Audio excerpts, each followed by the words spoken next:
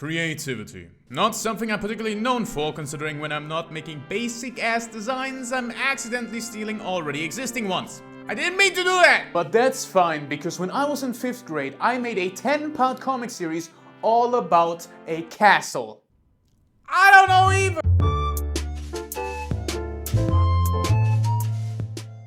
Hello and welcome to what I call a new video, and today we are going to be talking about creativity. The original panels and comics have since been all destroyed, mostly because I was embarrassed in 7th grade. Plus, the only person that I used to show the comics to turned out to be, an ass. I want to go through the general plot line of the comic today. So I made this! This is every single major character that I either copied the appearance from my cancel case from, or tried to recall from memory. But my memory is a bit hazy. The story of Castle starts with him. Who is he? What does he look like? No clue. Might have been me, but I have no actual recollection. Issue 1 starts with the owner of the castle staring out of the balcony of the tower, while Jake goes ahead and marches in. He's trying to take over the castle. The first issue is mostly just a conversation between the owner and Kenny from South Park. Yes, one of the major plot points is that Kenny from South Park is a major character. I cannot for the life of me remember the conversation, but what I do know is that eventually Jake marches in. He kicks Kenny off the balcony and engages with the owner in a small tussle before doing the same to him. Issue 1 ends with both Kenny and the owner impaled on spikes surrounding the castle. They are here. I find it weird that instead of showing Jake fighting through the castle, I showed the conversation until he kicked the door down. Almost feels like there was no fight and no defenses prior to Jake's takeover. This is what I call the militarization theory. Jake's takeover wasn't just the changing of the guard, it was also the beginning of the castle's militarization. Now that was the first attack on the castle. There would be a grand total of 3 in the entire series. These would occur in issue 1, 2, and 7. So let's go to issue 2 with the second attack on the castle. This is Harald. Quite the happy chap. He just heard that the owner was overthrown and he's here to get it himself. He actually fights through the tower on screen this time and manages to throw his knife into Kenny's head, which unfortunately kills him. But before making it to Jake, Harald is defeated and has to retreat, cementing the reign of Jake over the castle. This already tells me that the militarization theory makes sense and is supported by the comic. It's rapid mobilization! Issue 3 takes place right after issue 1 and explains what happens to the owner. Both he and Kenny died and went to hell. The devil had Kenny immediately thrown into lava, unfortunately killing him. But when it came to the owner, the devil had a different idea. He would be molded into a demon and forced to watch the castle be desecrated without being able to attack its owner. He gets transformed into a creature only known as one thing. Kinemod. So that's why I think I might be the original owner. Kinemod wakes up next to the spikes and flies up to the balcony. He locks eyes with Jake and issue 1 concludes. I do actually genuinely like what I came up with here, but I have to realize that the only time I ever do world building in this comic series is whenever I do a backstory. I just made hell be a thing in my world and this will never be brought up again. The castle itself doesn't have a backstory, which is weird, right? Considering it's called the story of Castle. Issue 4, 5, and 6 were all comedy filler chapters where literally nothing happened. Which, thinking about it, you probably won't believe me considering what happens in chapter 7. But I'm not lying! The only exception is that in issue 4, Kenny unfortunately stumbles off the castle balcony and doesn't make it. In issue 5, Kenny holds up a dartboard above his head, which Jake misses and hits Kenny directly in the eye. This leads to the unfortunate death of Kenny. And finally, in issue 6, Kenny tries to assassinate Harald at a cookout before being weaved and succumbing to the fire of the grill. This unfortunately kills Kenny. Issue 7 has the third attack on the castle by a coalition of people. Why? I don't know.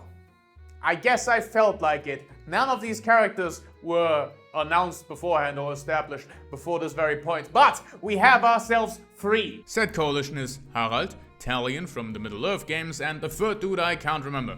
I'm 80% sure this was a self-insert for the only person that kept reading my comics.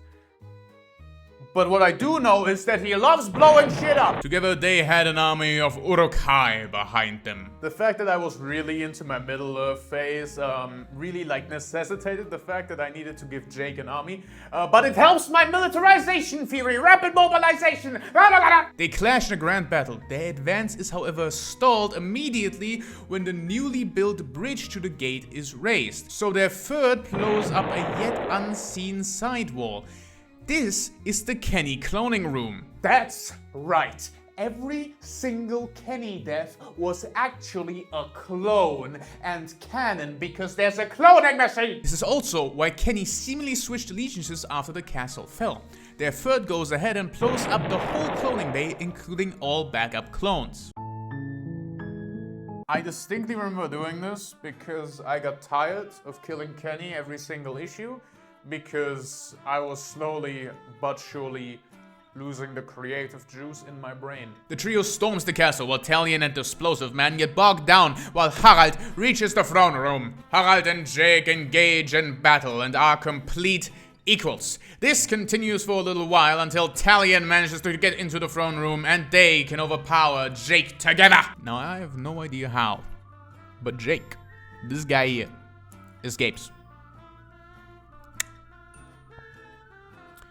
I don't know either. Jake and Kenny enter a car? Why are people using swords? There's cars. And drive off as Jake activates the Event Horizon Protocol. Blows up the castle. Explosive Man dies in a blast while Talion and Harald escape. But with the castle destroyed, a clause is lifted. Why is there a car? I think it's really funny that I have absolutely no idea when the technology is. He has a sword, that's a cloning machine, and that's a car. I'm 90% sure one of the gag chapters had a gun in it. Why is it a castle? We have better fortifications than a castle. The next issue was a combination between reconstruction of the castle and Kinemod starting to hunt the car. Issue 9 has Kinemod shooting a fireball at the car, which makes it flip. This flip unfortunately results in the death of the last Kenny. Kinemod descends from the air and gives a speech about revenge to an injured Jake. Kinemod raises a hand. Those stubble, I never drew them with fingers. And the issue ends. Issue 10. I can't remember. Did Kinemod kill Jake? I don't know. Did the castle get rebuilt? I don't know. Did I write a cool-ass line to finish the comic? Probably not. I mean, I wrote this comic halfway through 6th grade, so I probably didn't have the capacity for it. But that just kind of makes it beautiful, doesn't it? The reason I never made this video before now is because from the outset there was literally nothing. There is no ending. There's only a cliffhanger with disappointment. But then I realized that no matter what actually happened, no matter what 6th grade me actually wrote into the comic, I can still have an opinion. And so can you. You can headcanon Kinemod taking the shot. You can headcanon what happened in the filler chapters. You can headcanon what these people look like, because I sure don't. This comic, by its very nature, allows people to do whatever they want with it. Even if that really wasn't the case from the outset. It just happened to become that way due to life. So I think it's beautiful like this. It's messy, it doesn't make any sense. I'm trying to make sense of a thing I wrote in 6th grade where I didn't know half of these words. So, there really is only one thing to do. We cue the clown.